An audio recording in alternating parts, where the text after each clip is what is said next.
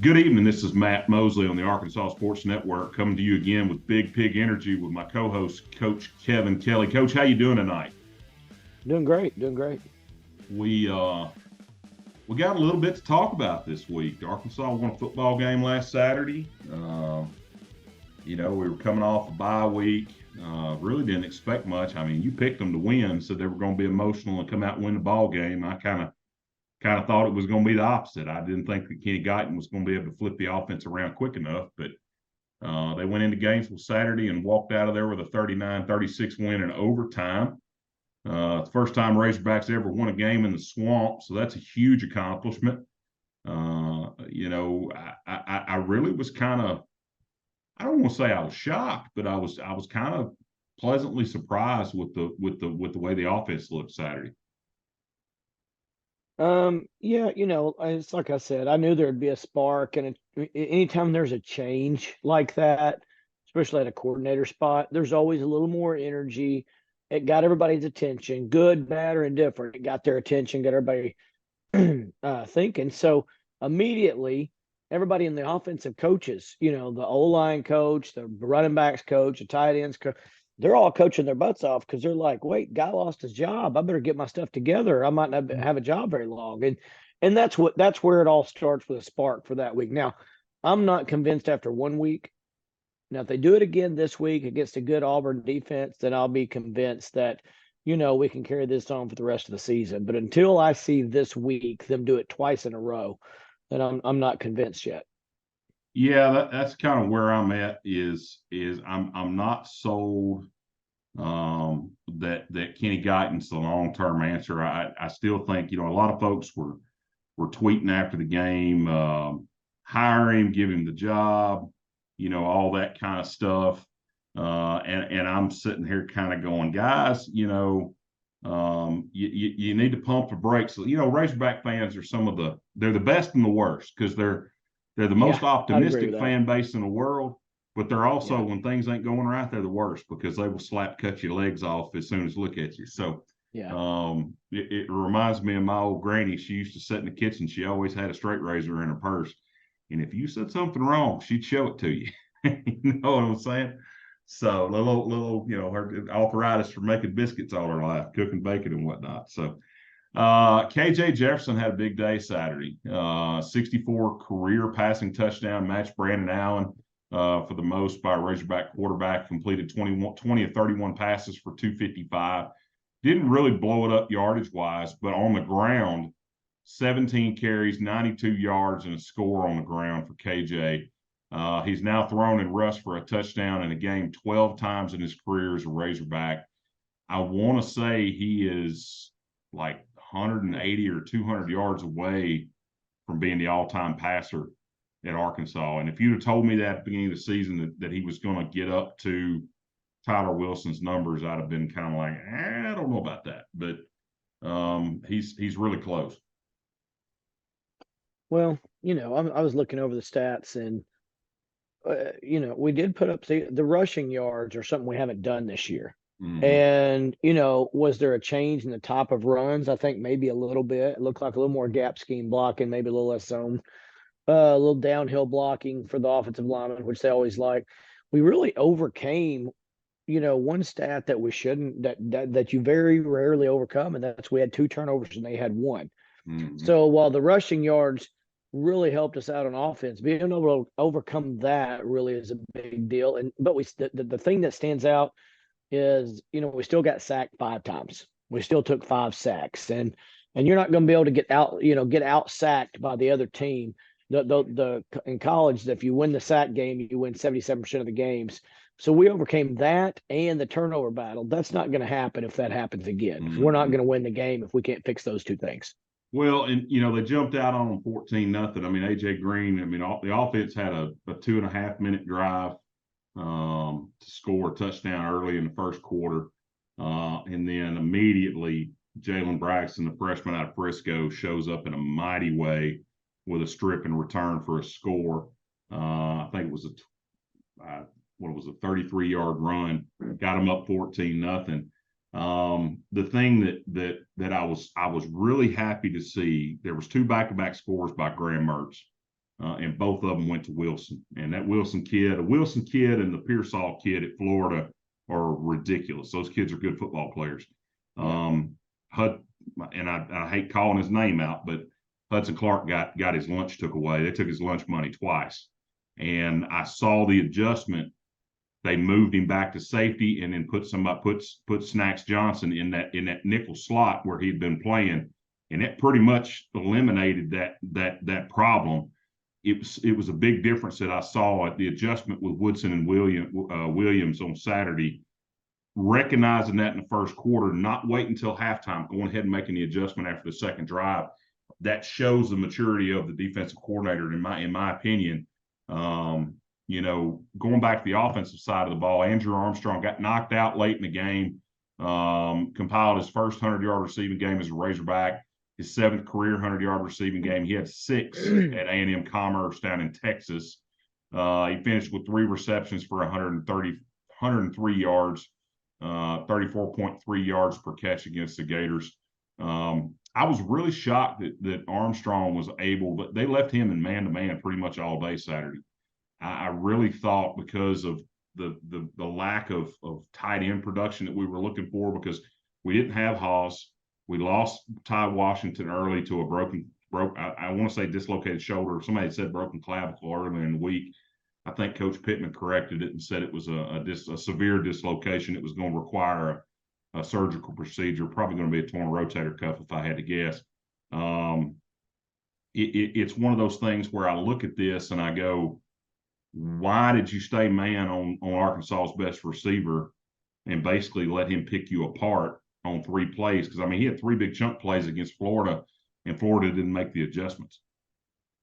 Yeah, I was disappointed in their defense too. I mean, as far as just as a football coach, you look and for them to not make that adjustment after he had torched them and actually probably been open a couple more times than the ball gotten to him, he could have hurt him even worse. And he's obviously our best player. And like you said, when you don't have to worry about the tight ends as much, then take away the best player on the offense as far as receiver. And I'm really disappointed because Florida has some guys with some NFL talent. Mm-hmm. And to play defense like that it was really disappointing to watch, but glad Arkansas was able to take advantage of it. Yeah, I was pleasantly surprised with the offense Saturday. I mean, I really didn't expect them to come out and put up, I think it was 455 yards total offense. Jalen Braxton's touchdown returned early. It's got the Razorbacks the nation leading 4th defensive touchdown of the season. He also had 4 tackles, 3 solo, and a forced fumble that was returned for 33 yards for a touchdown in the first quarter. The other bright spot, and this guy has been really, through this losing streak, had been the only offensive weapon the Razorbacks had. Cam Little had a 37-yard field goal in the second quarter, improved to 12 for 13, 92.3% on field goals on the year. How huge, I mean, it came out today that he's a semifinalist for the Lou Groza Award. How huge has Cam Little been for this football team? I mean, it seems like he's clutch when they need him. He's missed a few kicks, but I think from inside 40, he's been automatic all year. The only kick he missed was 50 plus. Yeah, I mean, I think he's got a shot at an NFL career. And if you look at the inconsistency of our offense, I mean, kicker special teams, but it's offensive points. Really you could make a case for him being maybe even our most valuable player right now on the offensive side of the ball. I mean, you could go that because he's been the most consistent, the one that you're like, all right, this kicks inside 40 yards. I just chalk it up as a make, and I don't do that with many kickers. And so you could make a case for him being one of the most important players on our team right now. Well, yeah, and I hate comparing him because we're playing Auburn this weekend, but he kind of reminds me of the Carlson kid, Daniel Carlson. Oh, yeah. I mean, Carlson was one of those guys. Yeah. I mean, there was 2 of them. There was Anders and Daniel. But Daniel specifically, if he walked out there, he was automatic. You didn't have to worry about him missing a kick. And the funny thing, living in Alabama, the funny thing down here is his granddaddy disowned him because his granddad played for Bear Bryant. So it was that kind of a deal, So it was kind of a tongue-in-cheek joke. But I was looking at the stats, and we had a season high 481 yards of total offense on Saturday. And I want to ask you this question. I've been thinking about it a lot this week. Is this say more about Kenny Guyton, or is it more of an indictment against Dan Enos? Again, I don't think I think it's more of an indictment against Enos, to be honest with you. But again, jury's out till we can consistently do something. Mm-hmm. Yes, it was against Florida. It was in the swamp. We hadn't done anything, but I'm telling you, a change sparks change, and a change sparks energy. And we had both of those. We were playing like a team with more energy, and there were some good things. Don't get me wrong. And I thought the biggest difference was, and good or bad, but I'm still not sure, because for the season, you and I both agree you can't run your quarterback 20 times Mm-hmm. and expect for him to stay healthy. Yep. But KJ ran the ball well, and there was some design stuff, and he didn't sit back there all the time and take sacks. Sometimes he pulled it down, and started running. And 92 yards rushing, was a big, big help in the game. And he made some crucial first downs with his legs, had a 125-yard run. That was an explosive play. And so that was the biggest change. And I don't know if that's something, Guyton told him, or if KJ took upon himself to do. But I think it's more of an indictment on Enos right now. But we'll see. Time will tell. If you finish out this year averaging 470 yards a game, I'd say maybe it's the other way around. Yeah, I think if it's going to come down to what do they do these last three games. I mean, we're going to get into Auburn here in a minute, but I mean they should beat FIU pretty handily. Missouri is the question mark for me, based on I want to see what Missouri is able to do after you losing to Georgia. Yeah. Can they bounce back and beat Tennessee on Saturday? If they beat Tennessee, their season's a little bit easier coming into Fayetteville. Drinkwitz, he loves coming into Fayetteville and beating us at home. I think he relishes in it. I think he's got that game circled on his calendar every year, being an Arkansas guy. But I'm really interested to see what they do Saturday when they come out against Auburn, because Auburn has been one of these hot or cold teams all year. Like, you never really know kind of what's going to show up, and there's some drama here because it's Travis Williams' first game against his alma mater. Never coached against his alma mater. You got Marcus Woodson, who used to work at Auburn. There's the drama of Hugh Freeze coming back from being at Liberty last year, beating us in Fayetteville, a close game last year. Of course, the KJ Jefferson-less game last year. But real quick, I want to touch on our sponsor, Barley and Vine, Bentonville, Arkansas.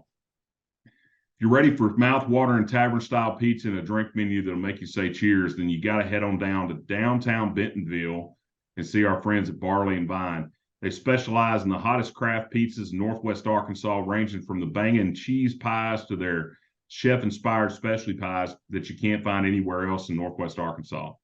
But that ain't all. Barley and Vine's got 32 different beers on tap, featuring local brewery favorites and a carefully curated selection. I don't know if you can say that 3 times fast. Carefully curated selection of regional craft beers. But you might be more of a wine person. They got you covered there too. They have a choice selection of wine from around the globe, and don't miss out on their pint and a slice combo on Friday and Saturdays. Get a slice of house pizza and a featured beer of the week for $7. You can't find a deal like that anywhere else in NWA. Make your way over to Barley and Vine on Saturday before the game, where pizza, beer, and wine live in perfect harmony. Their interests extend past food and beer, though. At Barley and Vine, they're all about that big pig energy, and they support the Razorbacks every time they take the field. Saturday, man, this is a big one. It's a big one in my house. My wife's an Auburn fan. It's also a big one because my son's going on his second visit to the university this weekend. Arkansas is favored by 2. I think the line was high as 4 earlier in the week, but it's dropped to 2. Over and under is 48.5. 3:00 kickoff on the SEC network from Fayetteville. Auburn leads this series 19-12-1 overall. I didn't realize this till today, Coach. We haven't beat Auburn in Fayetteville since 2015. I didn't realize that till just now. Wow. Yeah. I had to go back and double check because I saw that stat and I was like, no, that's not possible. And sure enough, We have not beat the Tigers in Fayetteville since 2015, since Brett Bielema was there. That almost what 8 years. So that for me, Auburn is one, like, we can lose to Alabama. As a guy that lives in Alabama, I can't stomach when we lose to Auburn in anything. Because in the SEC, to me, there's two cults. One of them's Texas A&M, and the other one's Auburn. They're weird. They got this big medallion in the middle of the campus, and they have it in their heads that if you step on the medallion before you graduate, that you'll flunk out of school. Like that, it's just weird. The question's going to be, and I think this is kind of where everybody that's going to be listening's head's going to go, is which Arkansas offense is going to show up on Saturday? Is KJ Jefferson going to run the ball 17 times again? Is Rocket Sanders started looking strong? He started looking a little bit more like Rocket at the end of the game Saturday against Florida. I know he was playing on a little house money too, because him being a Florida guy, I know his family, his son was in attendance at Gainesville, so he had a little extra juice. And you said it last week. Can they keep the emotion part level, or are they going to dip down the roller coaster to the bottom of the ride and flatten out and come out flat Saturday? And I think that's a fair question. Yeah, I mean, as you go into it, that's one thing. And keep the energy up. Obviously, it helps that they won the game. Coming home, I think they'll have a spark early. We've seemed to play well in first quarters a lot of times. Look at BYU, we're up 14-0. Look at Florida, we're up 14-0. It seems like, though, we've not had a problem coming out with the energy that we need. It's just been a problem sustaining that. What I'm worried about is really our defense, and you and I have talked about this, our defense has overperformed all year. You and I both talked and said, hey, if we'd have told us that this is where we'd be defensively, I'd have thought we won 9 games. That's right. Instead of, and my question is, can the defense keep showing up? Auburn has not shown to be a good offensive team this year. Mm-hmm. Looking at this, I mean, Auburn and Arkansas are basically doing a dogfight. A little bit of quarterback struggle. They're averaging.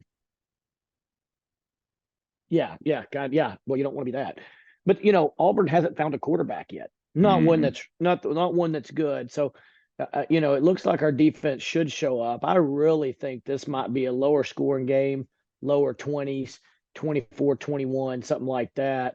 And but if our offense does show up, we could win this game by double digits.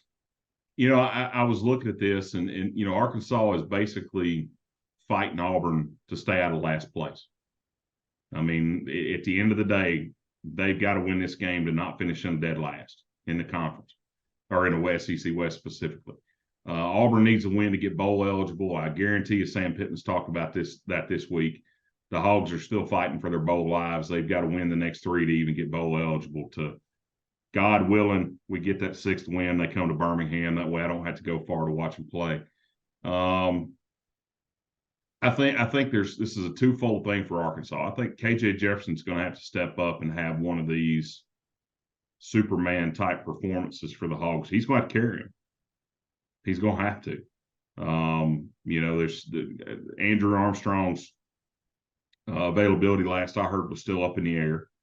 Can he get number 4 more involved? They've lost Tyrus Washington now. Ty's out. Who's going to play tight end? Because Nathan Bax ain't that guy. So who are you going to put at tight end to do the rollouts and the short screens that they were using with Haas early in the season and then using Washington with? Do you pull the red shirt off Shamar Easter this late in the season? I mean, they could play him the last 3 games and he'd still hold his red shirt. That's true. So, I mean, it's a matter of what are they going to do offensively? Looking at Auburn, you talked about Auburn not knowing who their quarterback is. I think Hugh is kind of settled. Freeze is settled on Peyton Thorne. But my question is, can he do enough throwing the ball to keep Auburn in the game? Because he's real mobile in the pocket. And I think this is going to say more about what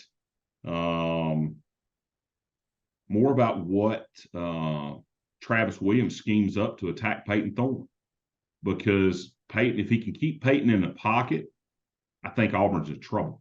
Because Auburn's offensive line they're not good. They're probably not as bad as we've been this year, but they're still not great. I think our defensive line is better than their offensive line man to man, and I really believe that they can get after them. You look at what Jarquez Hunter's been able to do this year. His first 5 games, I think he combined for 218 yards and 3 scores. But in the last 3 games, that kid's put up 418 yards, scored 4 times, and had a career high 183 yards against Vandy. Now, you may say, well, it's Vanderbilt. Well, one thing I can tell you about Clark Lee is Clark Lee knows how to coach defense. I mean, he just doesn't have the studs that he had when he was coaching at Notre Dame at Vandy. But they did everything they could to try to slow him down, and he still ran for 183 yards last week. I really think it's going to be a pressure game. I think Travis Williams is going to have to dial up some really creative pressures to get Thorne off his spots, because when Thorne has time and can plant his feet and throw, he's got mechanically he looks good. He's a lot better than Robbie Ashford. Well, I think you're right, but they are getting him off his spots and making him do that. If you look at the big tell in this game to me, and you can look at it as offensively or defensively, is Arkansas still converting 40% of their third downs over the year. And Auburn is at 32%. I mean, they can't continue drives. If you go, well, they've played some tough teams. Let's go back just 3 weeks. They played Mississippi State, Vandy, and Ole Miss. Okay. Ole Miss, while they're a good team, not a great defensive team. Mississippi State, you don't think of as in Vandy. Here's what they were on third downs: 3 out of 12, 4 out of 14, and 4 out of 15 against Vanderbilt. I mean, you just can't sustain winning if you continue to do that. So, man, I hope Arkansas really focuses on the third downs, because Auburn this week, Hugh Freeze is a good football coach and a good offensive mind. He has got to be focusing on third downs and what can they do. And he's a creative guy. He's going to come up with something Arkansas hadn't seen. Arkansas better focus on those third downs, because if you can keep them just like that, then we've got a real chance to win this game and maybe even blow it open a little bit. Watching Auburn and I've watched, like I said, wife being an Auburn fan, I watch a lot of Auburn football. Hate it, but I do.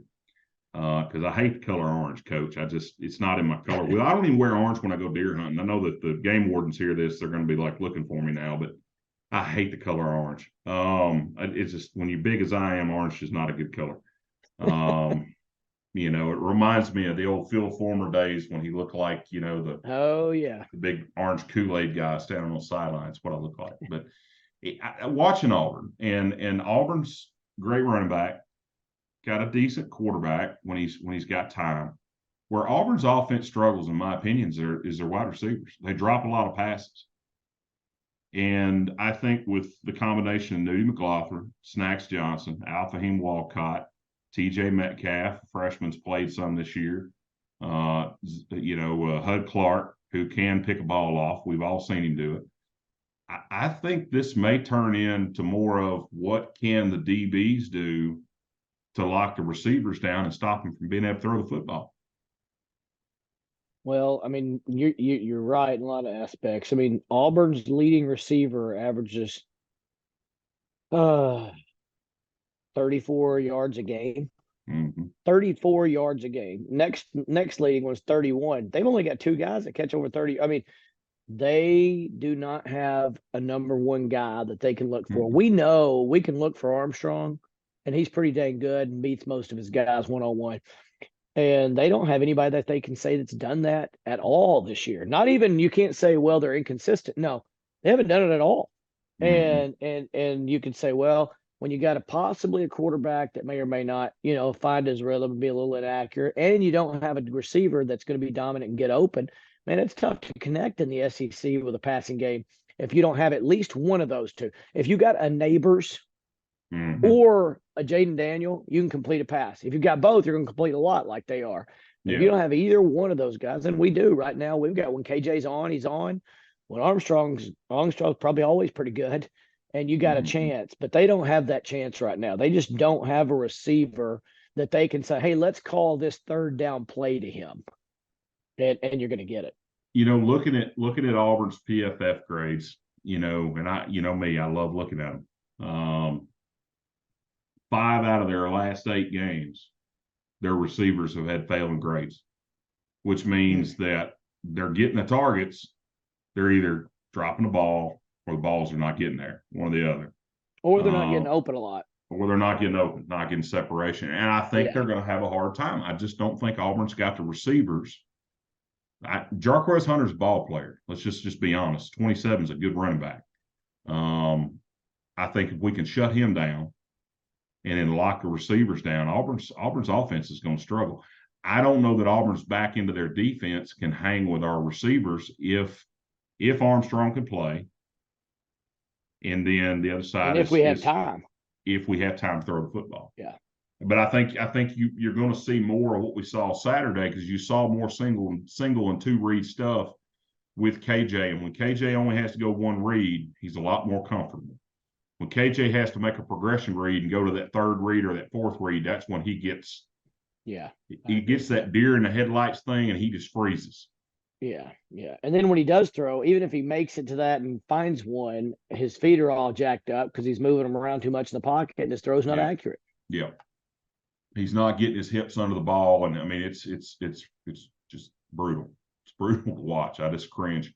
Real quick, one more ad, and then we're going to get into the Coach Kelly's pick'em. We got a short show tonight, not a lot going on, but Lifestyle Print Company, they're a major partner for Big Pig Energy this year. Better Mind, Better Body, also known as BMBB Lifestyle, established in 2016. Founded and based out of Vancouver, Washington, started as a men's mental health group, but now leads the community in mental health awareness through service projects and custom apparel. BMBB is a lifestyle, not just a brand.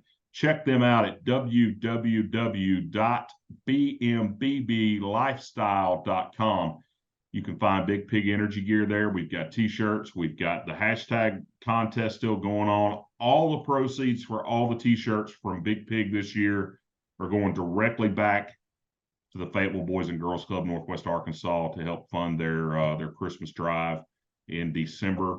Looking forward to cutting them a check and supporting them going into the Christmas season. Coach, we started this year high hopes. We thought we were going to be better than what we were. You and I both are kind of, I've heard some people call us negative. They've called us, what was one of them? Obtuse was one word that was used. And I would prefer to say realistic. We're 3-6. We're 3-6. And I think the consensus would have thought we were going to be, at the end of the year, 8-5, 9-4, 10-3. People are saying, 9-3. People were saying that. So you can say negative all you want. I think I like your word realist. We're a realist. We just call it like we see it. Yep. Getting into the pick'em, man. I kind of quit keeping score because I was just getting my ass kicked. So, got some good games this weekend though. I'm looking forward to this. First game on the slate, one that I'm probably going to have to record because I really want to see this. Michigan at Penn State. You got the whole thing with the sign stealing stuff going on with Harbaugh. There's a lot of questions going on with that. What the Big Ten's going to do? Are they going to suspend him or, whatnot? Of course, there's been rumors for the last 2 years Harbaugh's going to leave and go back to the NFL, which I think he fits better in the NFL anyway, just because of the way he coaches. But Penn State, James Franklin, those folks up there, they think he hung the moon. What's he done for them? I don't think he's won 10 games but once since he's been there. Gets beat by Ohio State and Michigan pretty much every year. Michigan's favored in Happy Valley by 4.5. Over and under is 44.5. Coach, who you got this week? Michigan. And I think it'll be close for a while, but I think Michigan beats them by double digits before it's over with. I got to agree with you. I think Harbaugh it's going to be if he coaches. Now there's been some scuttlebutt tonight. It's Thursday night where we're at, recording this on Thursday night. The broadcast will go live tomorrow on Friday, but there's some scuttlebutt that the Big Ten may pull a fast one and try to suspend him for the game Saturday, which surely they won't do that until the NCAA comes down. Well, and let's unpack that just a second. If you're Michigan nowhere if you're Jim Harbaugh because Yeah. your own conference is saying something the NCAA didn't. I mean, Yeah. I hope they don't. I mean, Yeah. what doesn't matter about whether you think. I mean, until we've got a finished investigation, Yeah. let's not be holding coaches out of games. That's not even fair to the kids. Well, I mean, a good friend of yours got in a little bit of trouble in the NFL several years ago for videotaping practices and things like that. And I get that. That's not cool. Sign stealing, really?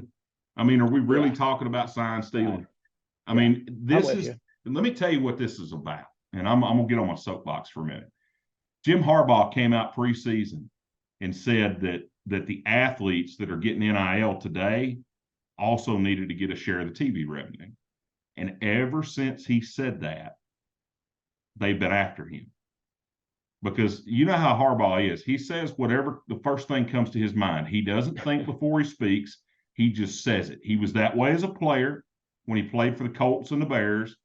I mean, it was real famous stuff between him and Ditka when he ran out of Chicago. Ditka wanted him gone because him and Ditka could not get along. But it was he just says what he thinks. And that can be good and it can be bad. But he said something publicly that nobody wants to talk about, and that's the TV revenue. That is the golden goose for the NCAA. It's the golden goose for the Big Ten, the SEC, and all the conferences around the country because they're making. I mean, Arkansas doesn't get a $54 million kick because it's Arkansas. They get a $54 million kick because of that TV contract. Let's just be honest. So it seems to me like it's a little bit of a hit job because I'm like, really sign stealing? Now, if his guy was in there with a video camera videotaping practices, or pouring paint thinner in their water jugs or something, I would say, okay, yeah, we need to do something here. But sign stealing, come on, man. All the things that are going on in the world, and this is what they're worried about. Come on. Yeah, and all the things that are going on in college football, this is what they're Exactly. worried about. I mean, yeah, I'm And we're with going you. to get into another subject about here in a minute with one of the other teams we're going to talk about. But Yeah. Well, let me finish by saying on Michigan, there's two kinds of coaches, I think, when the stuff like this hits the fan, controversy, and they're going after guys, and all the media pointing towards a sign stealing question. Harbaugh, there's the kinds that it divides the team or makes them. It's a distraction. I've never been a huge Harbaugh fan, but I'll tell you this: the guy can coach, and he has a way of bringing everybody together. It becomes an us against them mentality, yep. and he does a good job with that. And I think if anything else, and I think his players like him, and I think Yep. players probably don't like what they're saying about him. I think some assistants probably went in that locker room and said, "Hey, we need to stand up and do this and show them that we're a football team that wins because we can play some freaking football, not because of sign stealing or this and all. Let's defend our guy. Yeah. Let's go out there and show him. And that's what I see happening because he's that guy that brings them together. I remember he went and did it, back with the 49ers. Mm-hmm. And people don't know how good he was with the 49ers. They made the NFC Championship game 3 out of 4 years. Mm-hmm. And they didn't have anybody, that you would go, well, that guy's great. Not like they do now. The 49ers now they've got everybody. But I just think that's what's going to end up happening. And right, couldn't happen to a better guy than to beat Franklin. Oh yeah, yeah. I've got some really good friends that are Penn State fans. So anytime Penn State loses, I give them a hard time. They hated it when we beat them in the bowl game at Tampa a couple of years ago because I rode them for a whole year. Yeah. Another game out west, and this one I'm really interested in, and I want to hear what you got to say on this one. Utah at Washington. UW's favored by 9.5. Michael Penix right now looks like he's running away with the Heisman. With Caleb Williams kind of falling off the pedestal a little bit the last couple of weeks, but UW's favored by 9.5 at home. The weather figures to be bad in Seattle Saturday night. Over and under is 49.5. Who you got Saturday night, Utah or Washington? I think this game could be closer than most people think. I think Utah, man, they can play some. I mean, they just play such good defense, and they're solid at running the ball.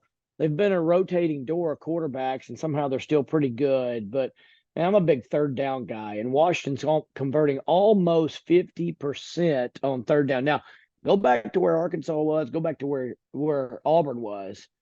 At Auburn's at 32%. That is a big deal. That's a lot. And when you're converting that much, and you got a quarterback that's that good, and he's good in the pocket. He's good when he moves around. and they've got all that offense clicking, and it's at Washington. I just think that Washington wins that game, but because that defense of Utah, and man, I think they've got one of the best coaches in the country too. Then I think it'll be close for a while, but Washington probably wins that by double digits, just barely, 10, 12 points or something like that. See, I think it's going to be closer than that. I think Utah. I think Willingham. He has a thing about beating teams from Washington. Washington State. And I don't know if it's because he's from Washington or what the deal is there, but that guy, for whatever reason, they get up for that game when they play Washington, and it's always a slobber knocker when they play him because he does. Again, his defense is he's full of his whole front line is full of Samoans, American Samoans, and them some bad dudes now. They are some bad dudes. They some bad. We went out to Utah. Now. We went out to Utah and played a few years ago, a high school game, and the whole defensive line was Samoans and Tongans. Yep. And I'm gonna tell you, they whipped us up front like we've never been whipped before. Yeah, yeah. And five of their guys on defense and offensive lines went to Utah. Yeah. And I was thinking these dudes can play some ball now, and they're for their size. Those Pacific Islander guys are just quicker for their size than anybody else, and more agile and all that kind of stuff. So yeah, you're right though. That's why they're so good on defense, or one of the reasons. I think Washington's going to win the game, but I think it's only going to be by like 3 to 6 points. I don't think it's going to be 9.5. I just feel like Utah is going to give Michael Penix some trouble because they are so strong up front defensively. Their linebackers, their defensive linemen are so dang quick and so strong. I just feel like, Washington really hasn't had a defensive line that's tested them very much this year. I thought Oregon would, really didn't happen. Of course, we all know what happened with Colorado, but I just in USC, firing Grinch this week, they really haven't had anybody test them. And I want to see what Utah's defensive line can do against Washington's against UW. Because, effectively, Washington's playing for a spot in the playoff at this point. Oh, yeah. And it's going to come down because Penix is good. He's probably going to be a top 3 pick in the draft next year.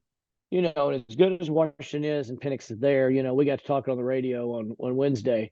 If they lose one game, because here's who's going to be in. Florida State's not going to lose. Their conference sucks. They're going to win. Okay. Either Michigan or Ohio State, one of the two is going to get in. And maybe both, but we'll just go with two. So you got Florida State and one of them. One SEC team for sure is going to get in. And maybe two. If Alabama runs the table and beats Georgia in a close SEC championship, you could see two of those in. Both of them in there. Yeah, and spots full. That leaves out Texas, a one-loss team. If they run on and win leaves out the one-loss Big 12 team and a one-loss Pac-12 team. It's not far to see. Now, if Washington goes undefeated, though, they're in. Yeah. They're going to get in. So you're right. Every game. You're right, though. Every game. I don't think just win their conference.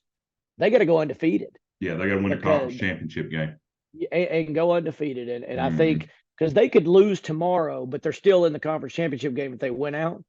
But that's not good enough. If they lose one, they may be out. Every game is a playoff game for them.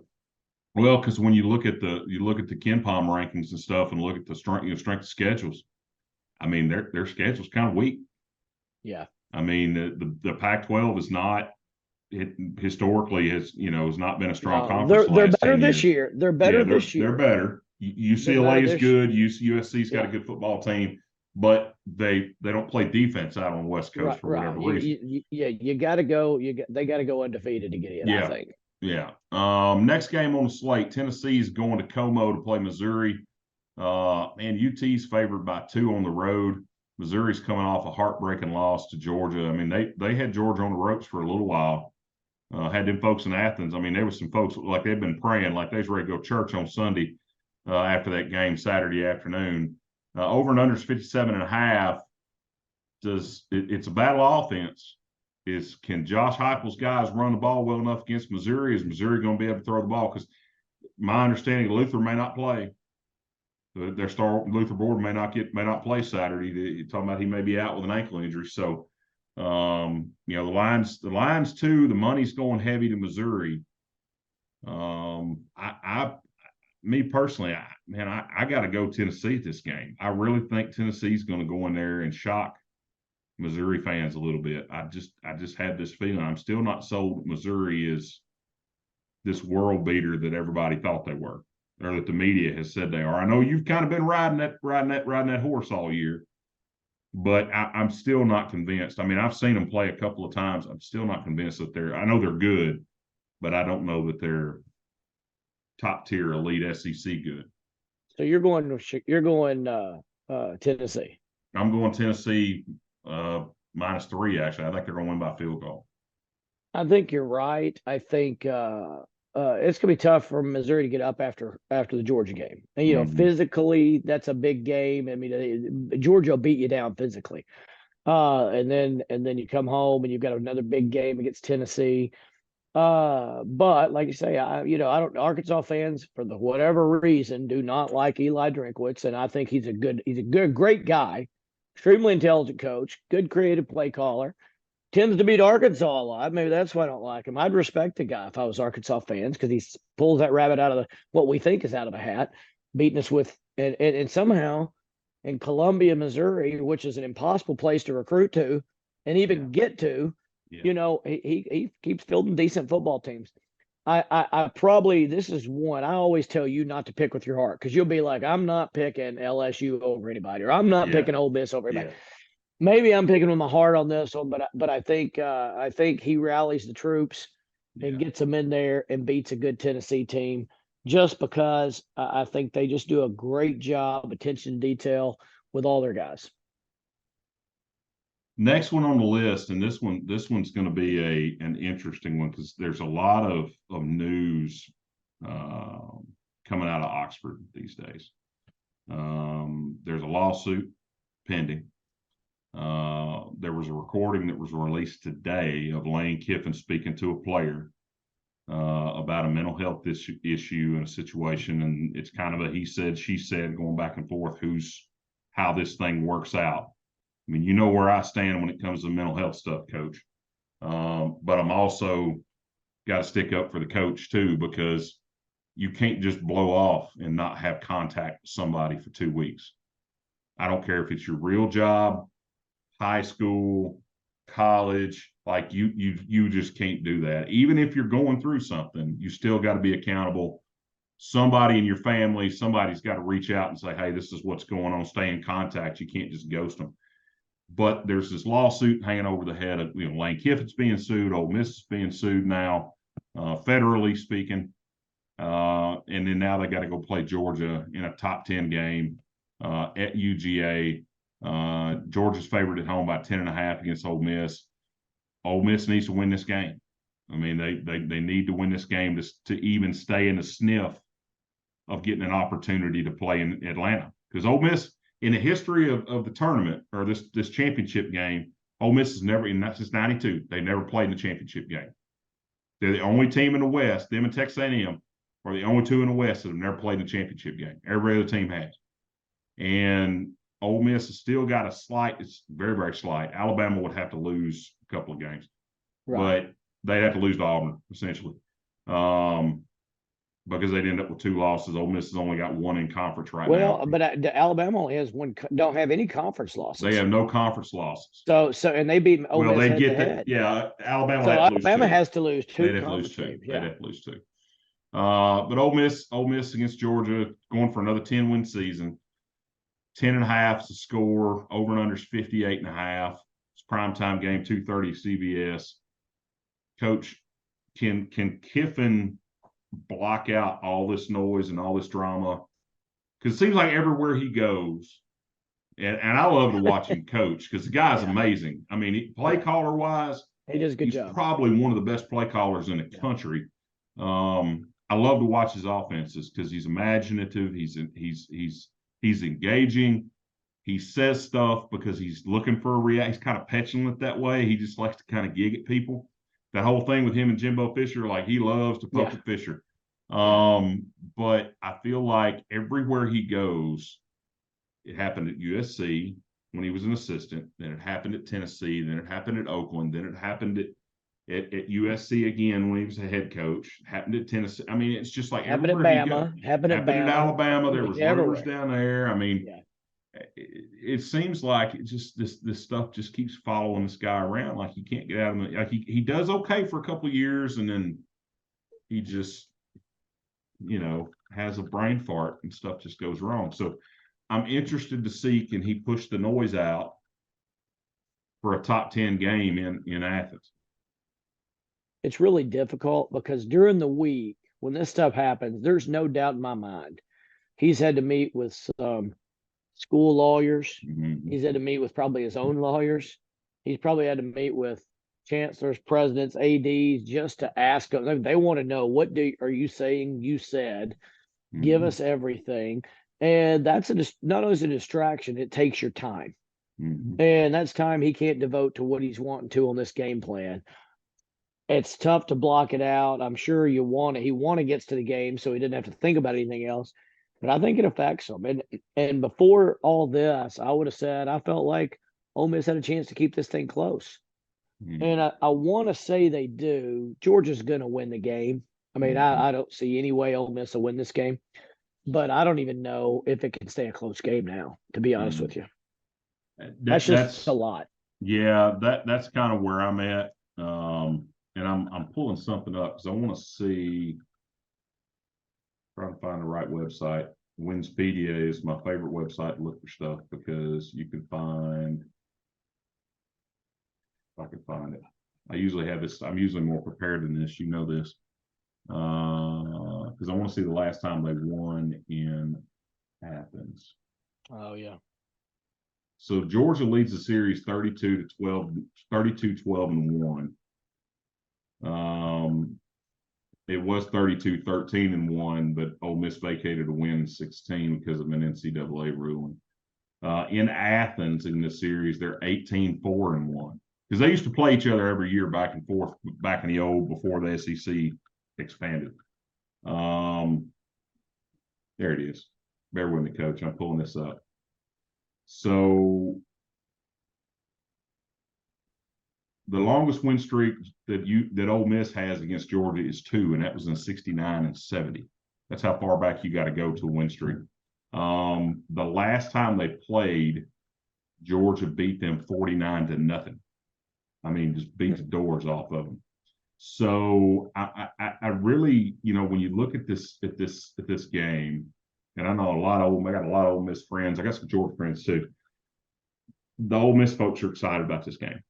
And for good reason, because if you're going to beat Georgia, this is probably the year to do it because they're not the Georgia that's been Georgia the last 3 years. They're good, but they're not as strong defensively as they have been the last couple of years. They're a little softer up front. They're not as strong up front as they were. No Nakobe Dean. No, what's the other big guy that played in the middle? No, plays for the Eagles now. His name's escaping me. Was it Carter? Carter, yeah, Jalen Carter. No Jalen Carter. I mean, they've still got some studs. Don't get me wrong. Well, you said they're softer. I mean, it was going to be hard not to be a little softer. Yeah. They've been freakishly good the last 2 years. Yeah, absolutely. But you're right. All of a sudden, you get used to this is how we have to do on offense to win the game because our defense is going to do it for us. Mm-hmm. And it's a little change of personality, change of mentality, and they lost. And don't forget, they lost a good OC too. Mm-hmm. That's with the Ravens right now doing a heck of a job for them. Got them with what I think is right now the best team in the NFL. So yeah, they're not as good. They're beatable, and teams have showed that. I mean, teams have played them well and done some things. But yeah, I mean, I think we both agree it's too much for Kiffin to overcome on the other side with all the stuff going on. Well, Ole Miss hasn't beaten Georgia in Athens since 1996, my senior year in high school. So more than 30 years. Beat them 31-27 in Athens, November the 23rd in 96. It's the last time they beat them in Athens, Georgia. Haven't even come close. The last 5 or 6 times they played, it's been more than a 3-score game. I got to go with Georgia. I think Georgia's going to just beat the doors off of them. I think Jackson Dart's going to spend more time on his back than a homecoming queen. Georgia's really going to get after him. The other game that I'm really interested to watch, and it's because of my connection in North Carolina. I've got a friend. It's he's the chaplain at North Carolina for the football and basketball team. Duke at UNC. UNC's favored by 14.5 at home. This is a rivalry game, obviously, and I mean these schools are what 15 miles apart, 10 miles apart. Right down was it Tar Heel Way or Tar Heel Road or whatever they call it, Tobacco Road or whatever they call that thing up there. Over and under's 50.5. Mike Elko or Mac Brown? I'm I'm lost a little bit. Uh, you know, I mean, Duke disappointed me. They were off to that good start, Yep. beat Clemson, and then I watched them play Florida State, and you looked, and you're like, God, third quarter is close, but they had done nothing on offense. They had gotten a defensive score, gotten some good short fields on turnovers, and I'll be honest. I was kind of off them, and I think UNC. I know it's a little bit of a rivalry game and all that kind of stuff, but I think UNC just runs away with this thing. Yeah, I'm kind of the same way. I mean, I look at this and I look at what UNC's been doing on offense, and Mac Brown's kind of playing good defense. I mean, him and Chiswick have got the defense going on up there. They've recruited well. They're pulling kids out of South Carolina, getting kids out of North Georgia, out of the Atlanta area, getting some kids out of Central Tennessee, Virginia. They've done really well at North Carolina. I mean, Mac Brown's like 105 years old, but I like Elko. I'm kind of like you. I was really hoping that Elko was going to be able to do something because I wanted to see them get another shot at Florida State. But I think Duke is walking into a buzzsaw. Even though it's a rivalry game, I just don't know that Duke's got the dogs to go into Chapel Hill and beat North Carolina at their own place. If this Yeah, game was at Duke, I'd feel a little differently. But being as it's at North Carolina, it's at Chapel Hill. They've been selling that place out. These folks are excited about football, even with basketball season coming, starting up this last week. They are fired up about football in Chapel Hill, North Carolina. So I 14.5, I think seems a little low. I thought it would be a little bit more when I saw the line open up on Sunday. I thought it would be closer to 16.5 or almost 17. But I think UNC beats them by 2 scores. let me read a couple stats. Let me read a couple stats to you. Yards per game, UNC is averaging 519. Duke's averaging 341, almost 200 yards per game more. Mm-hmm.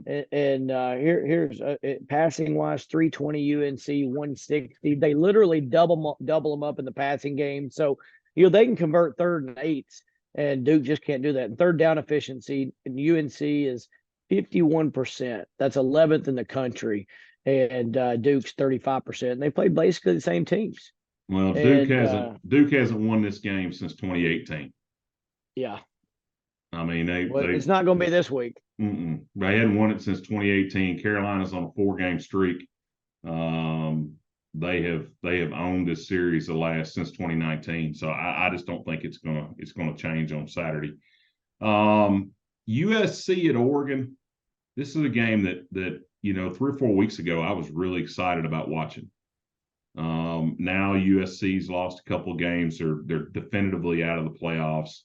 They fired their defensive coordinator earlier this week, Alex Grinch, and Grinch is a hell of a coach. And I think he was I hate to say a lame duck hire or a lame duck fire, but it seemed kind of like Lincoln Riley had to do something, and the boosters were really leaning like, you got to get rid of this guy. Yeah. They couldn't stop rocks falling out of a wet paper sack. I mean, they were getting just murdered on defense. Oregon's favored by 15 at home in Autzen Saturday night. Over and under 74.5. I'm definitely taking the over in this game. A lot of people were kind of on Caleb Williams this week just because of the show of emotion after the game Saturday. And for me, I didn't have as much problem with it as some other folks did. I want a quarterback that's that invested, that wants to win. So who you got, USC or Oregon?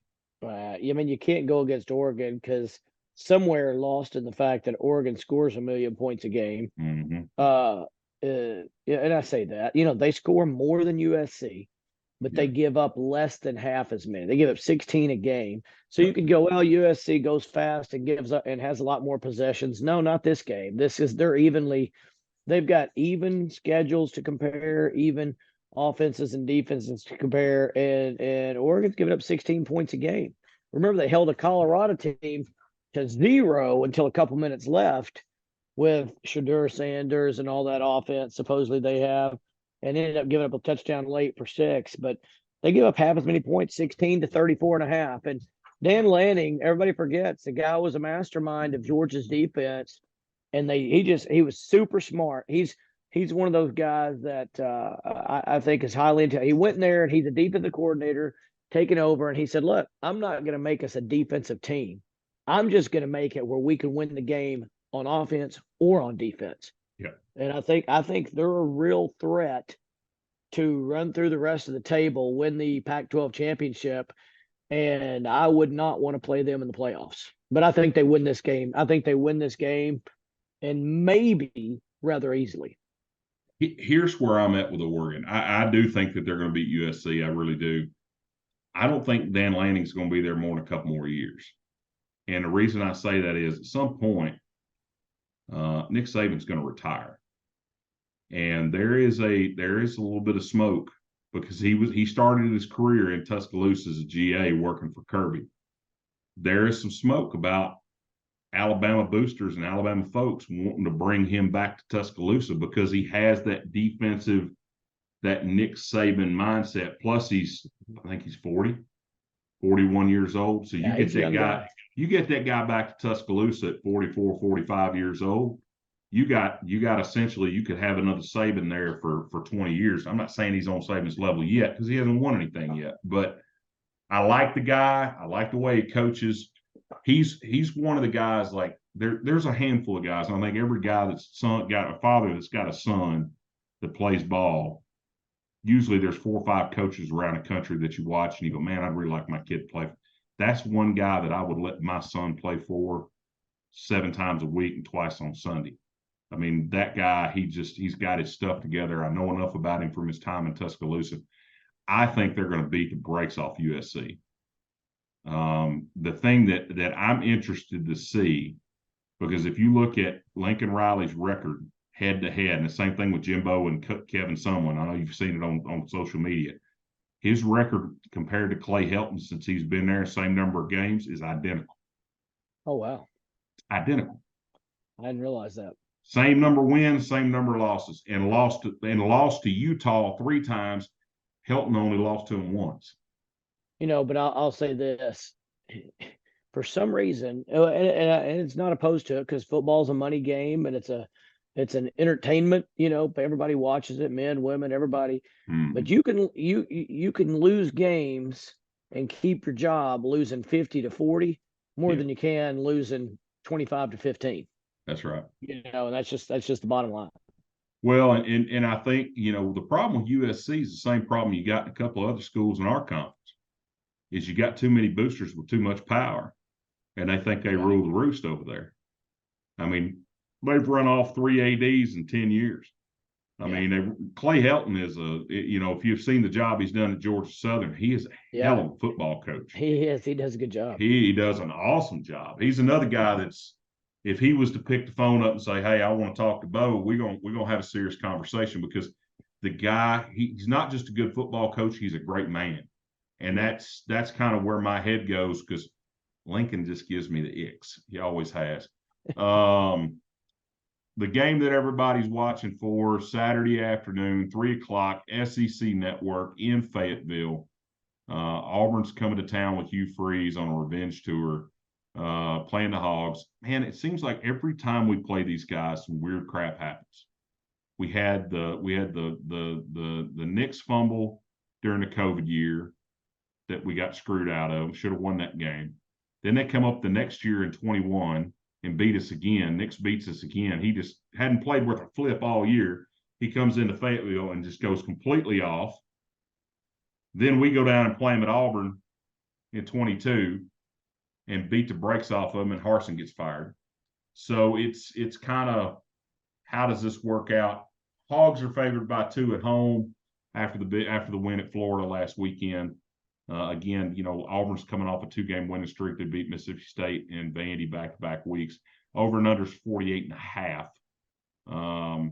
Coach, Auburn or Arkansas? I mean, I think this is a tough one. I mean, I think this one, we've talked about it all. Wonder what Arkansas offense shows up. I think the defense probably does show up. I think Auburn's defense, I think, is pretty good. I think they're always good. Their front four's good. That's going to enable them to rush KJ and not have to blitz a ton if they choose not to. It is a home game for Arkansas. I think that's a big deal. But I don't know that, I'm a big believer in first game after a change. There's a lot of energy, but the second game's a little bit of a letdown. And I think it's going to be close, but I'm saying Auburn wins late in this one because, like you said, we have beat them at Arkansas since 2015. Mm-hmm. And I say if it's a coin toss, you go with the streak.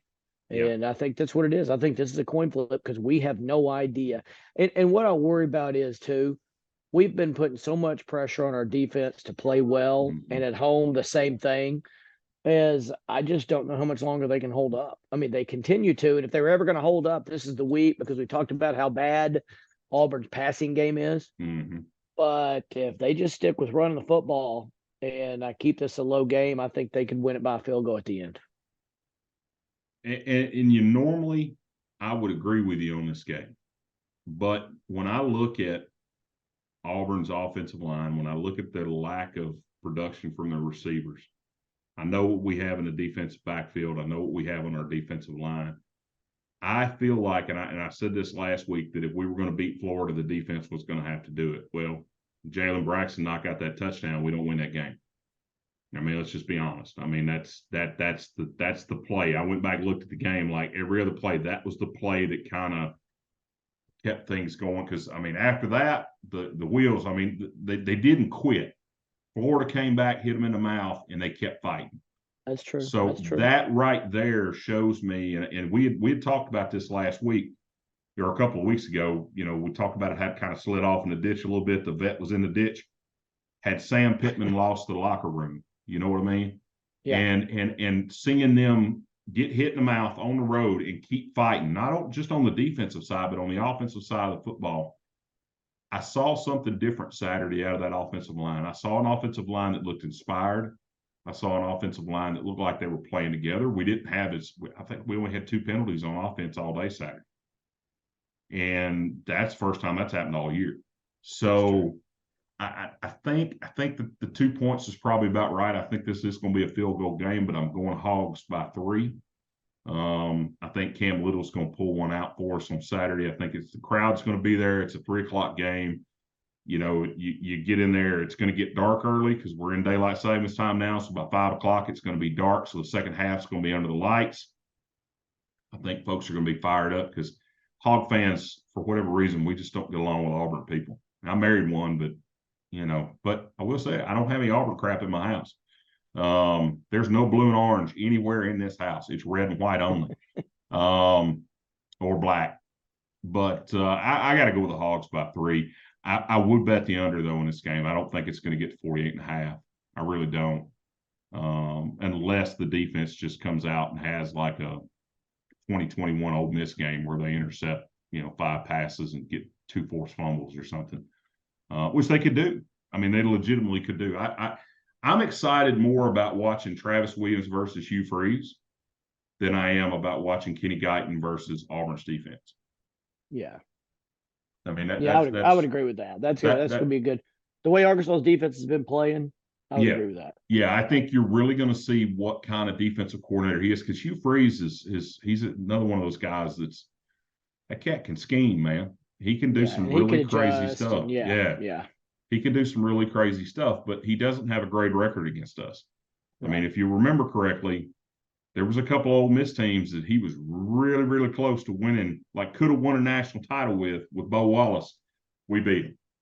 So, there's been some weird stuff happen when we play against him. Last year, I think I still say last year's game was a fluke. That Liberty game, had KJ been healthy and been able to play healthy in that game, I think we win that game walking away. But is what it is. But yeah, I'm picking Hogs +3. Coach is picking Auburn +3 or -3. We'll see what happens. Guys, get back with us next week. We're going to have some guests next week. It's not just going to be me and Coach. You're looking at our ugly mugs. We're going to hopefully have Miss Courtney Mims back next week. We're working trying to get her schedule back on before the year's out. Getting ready for FIU next week. Going to recap the Auburn game. Hey, shout out to the Razorback basketball team. They looked awesome Monday night. Looked absolutely awesome. I'm really excited about this basketball team. They've got a game Friday night at home. I believe they're playing UNC Greensboro at home Friday night. So if you're in Northwest Arkansas on Friday, get your butt to Bud Walton and go watch the Hogs play basketball. Got a big game coming up in a couple of weeks, Coach. The Duke Blue Devils are coming to Fayetteville. Oh yeah, that is a big game. November the 29th. I got a ticket. I just got to figure out how I'm going to get there. I got to figure out a way to make a work trip. Go to Northwest Arkansas. Guys, thanks for joining us on another episode of Big Pig Energy. Get back with us next week. Sponsored by Barley and Vine, a lifestyle print company on the Arkansas Sports Network. This has been Coach Kevin Kelly and Matt Mosley. We're going to tell you right now, go Hogs. Have a great week.